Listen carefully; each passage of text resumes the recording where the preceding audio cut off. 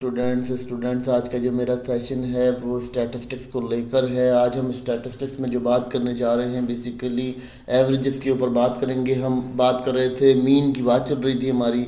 तो मीन जो होता है वो बेसिकली टाइप ऑफ एवरेज होता है, उसको हम समझ लेते हैं। स्टैटिस्टिक्स के अंदर एवरेज की बड़ी इंपॉर्टेंस होती है, क्योंकि जब हम डाटा को किसी सेट ऑफ डाटा से मर्ज कर रहे होते हैं तो हमें वहाँ एवरेज वैल्यू रखनी पड़ती है उन तमाम सेट ऑफ डाटा की।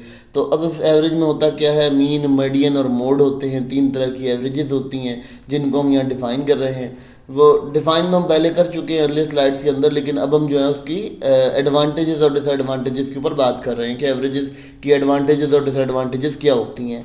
बेसिकली अगर हम स्टैटिस्टिक्स के ऊपर बात करते हैं तो स्टैटिस्टिक्स बहुत ज़्यादा कॉन्साइज करती है या बहुत ज़्यादा डिपेंडेंट होती है एवरेजेस के ऊपर। तो जो एवरेजेस है वो बेसिकली एक तरह से कह लेते हैं कि बेस ऑफ स्टैटिस्टिक्स होती है, क्योंकि उसी से हम आगे फिर अपना जो डाटा है उसको नंबर ऑफ़ फ्रीक्वेंसीज और नंबर ऑफ़ फ्रीक्वेंसीज के अंदर जो है वो बाकायदा उसको अलाइन करते हैं। सिंप्लिसिटी सबसे पहली चीज़ जो होती है इसकी सिंप्लिसिटी होती है। ये सिंप्लिसिटी क्या मतलब कि ये आपको आसान वैल्यू देती है। लेट सपोज आप एक बहुत बड़ी दुकान पर जाते हैं और वहाँ आपको बहुत सारा सामान मिल रहा है, लेकिन आपको ये नहीं पता कि आपकी यूटिलिटी सेटिस्फेक्शन क्या है। तो आप क्या करोगे कि आप एक नॉर्मल सी फिगर बना लोगे, एक सिंपल सी फिगर बना लोगे कि मैंने 3,000 रुपये के अंदर अपनी यूटिलिटी मैक्सिमाइजेशन को करना है। ठीक है, बिल्कुल इसी तरह जो एवरेज होती है वो क्या करती है कि लार्ज नंबर ऑफ डाटा होते हैं, सेट्स ऑफ डाटा होते हैं, उनके अंदर से क्या करती है एक सिंपल वैल्यू निकाल कर आपको सिंगल वैल्यू के अंदर रिप्रेजेंट कर देता है आपका होल डाटा। अब उस डाटा से क्या होता है, उससे जो आपकी आसान ये हो जाती है कि जो डाटा में कम्प्लेक्सिटी होती है उसको सिंप्लिसिटी में तब्दील करने में बहुत आसानी होती है एवरेजेस की मदद से। क्विक कंपैरिजन ऐसे कि आपका जो है डेटा होता है उसमें बहुत ज़्यादा कॉम्प्लेक्स वे में डेटा मौजूद होता है, लेकिन जब हम क्विक कंपैरिजन की बात करते हैं तो ये एवरेजेस है जो क्विक कंपैरिजन आपको देती है।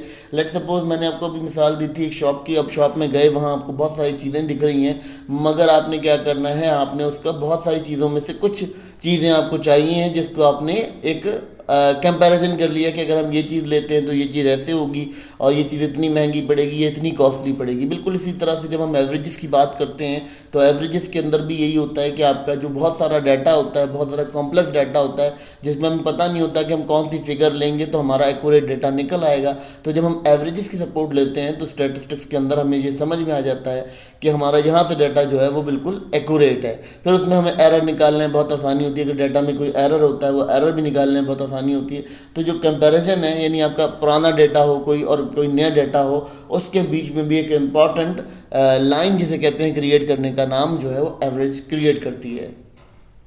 एवरेज का बहुत ज़्यादा एनालिसिस में इस्तेमाल होता है। बहुत ज़्यादा एनालिसिस डिपेंड करते हैं एवरेजेस के ऊपर। ठीक है, एवरेजेस पे एनालिसिस किस तरह से डिपेंड करते हैं, जैसे एक बिज़नेस है, उस बिज़नेस के अंदर क्या होता है कि आपने अपनी मार्केट की उतार चढ़ाव को चेक करना है या आपने कोई अपने प्रोडक्शन डिसीजन लेने हैं तो आप ऑलमोस्ट एवरेज की मदद से वो डिसीजन बड़े आराम से ले सकते हो।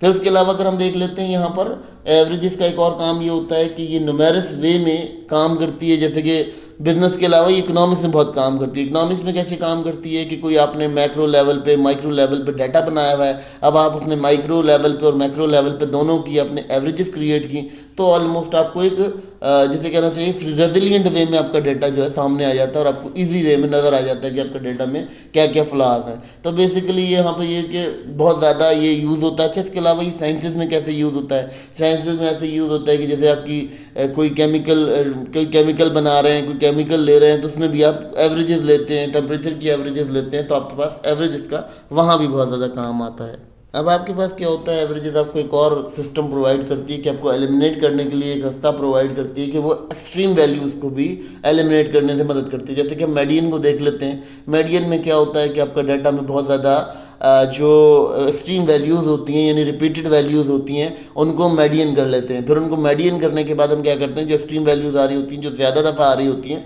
उन वैल्यूज़ को भी हम इजी वे में एलोबरेट कर पाते हैं एवरेजेस की मदद से। अगर हम बात कर लेते हैं यहाँ पर स्क्विड डिस्ट्रीब्यूशन के अंदर, स्क्विड डिस्ट्रीब्यूशन के अंदर भी यही होता है कि हम जब देखते हैं कि हमारे पास बहुत ज़्यादा एरर्स आ रहे हैं, बहुत ज़्यादा रिपीटेड एरर्स आ रहे हैं, तो हम क्या करते हैं, फिगर्स को यूनाइट कर लेते हैं। जब फिगर्स यूनाइट हो जाती हैं तो ऑलमोस्ट हमारे पास क्या होता है, हमारा जो कंपैरिजन होता है वो बहुत इजी हो जाता है तमाम वैल्यूज़ के बीच में जो डाटा के अंदर मौजूद होती हैं। इससे क्या होता है, उससे हमारी जो एक्सट्रीम वैल्यू होती है वो हमें एलोबरेट करने में आसानी होती है, और ये एक अच्छा सिस्टम है, एक अच्छी वे है जिसके ऊपर हम बात कर सकते हैं।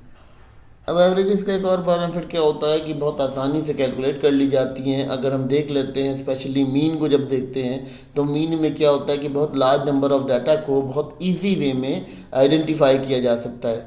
लेट सपोज आपको एक एग्जांपल देता हूँ कि कंपनी है, उसके पास कोई डाटा मौजूद था, ठीक है। अब उसके पास पिछले साल का एक डेटा मौजूद था, एक नए साल का डेटा मौजूद था। अब वो डाटा में क्या था कि बहुत ज़्यादा सेट ऑफ डाटा मौजूद थे, यानी उसके भी स्मॉल सेट्स ऑफ डाटा मौजूद थे। तो अब वो क्या करेंगे, वहाँ से वो एक सैंपल को निकालने के लिए एवरेजेस का सहारा लेंगे ताकि उनको एक सैंपल डाटा मिल जाए। उस सैंपल डाटा से उसको अपनी जो कहना चाहिए कि ऑब्जर्वेशन का हिस्सा बनाएंगे और ऑब्जर्वेशन के पीक पॉइंट पर पहुँचेंगे एवरेज चीज़ की मदद से। तो इसीलिए यहाँ पर डाटा सेट को यूज़ किया जाता है। ये सेंट्रल टेंडेंसी को बहुत इजी वे में, बहुत कॉम्प्लेक्स वे से बहुत इजी वे के अंदर डिफाइन कर देता है। अच्छा, इस डिफाइनेशन के अंदर क्या होता है, इस डेफिनेशन के अंदर इसको मज़ा ये आता है कि आपको डाटा जब आप इंटरप्रेट कर रहे होते हो तो वहाँ भी आपको बहुत इजी समझ में आता है कि सिस्टम किस तरह से गवर्न कर। अब ये क्या होता है, ये कुछ ऐसे मॉडल्स के लिए बुनियाद होता है, स्टैटिस्टिकल मॉडल्स जो होते हैं उनके लिए बुनियाद कहलाता है, यानी उनके एनालिसिस की बुनियाद कहलाता है। जैसे कि आपको यहाँ पर एग्जांपल के तौर पर बताया जा रहा है स्टैंडर्ड डेविएशन, ठीक है, वेरिएंस फाइंड करना हो, या आपने रिग्रेशन मॉडल के कुछ कंपोनेंट्स को फाइंड करना हो। देखें जी, वेरिएंस क्या होता है, वेरिएंस लास्ट टाइम हम डिस्कस कर चुके हैं, लेटेस्टली हमने लास्ट डिग्री उसके अंदर सेशंस के अंदर डिस्कस किया था। तो एवरेजेस क्या होता है, वेरिएंस ये होता है कि आपने एक सेट ऑफ डाटा से दूसरे सेट ऑफ डाटा को अलग करना होता है, या उसमें कोई यूनिकनेस शो करानी होती है डाटा के अंदर। फिर दूसरी बात अगर हम कर लेते हैं स्टैंडर्ड डेविएशन। स्टैंडर्ड डेविएशन क्या होता है, किस फॉर्म्स ऑफ एरर होते हैं, कि डिफरेंट फॉर्म्स ऑफ एरर आ रहे होते हैं, उन एरर्स को हम क्या करते हैं कि उनको भी एवरेजेस की सूरत में ही देखते हैं, या वो हमें एक प्रॉपर वे में एनालिसिस दे देता है एवरेज की मदद से।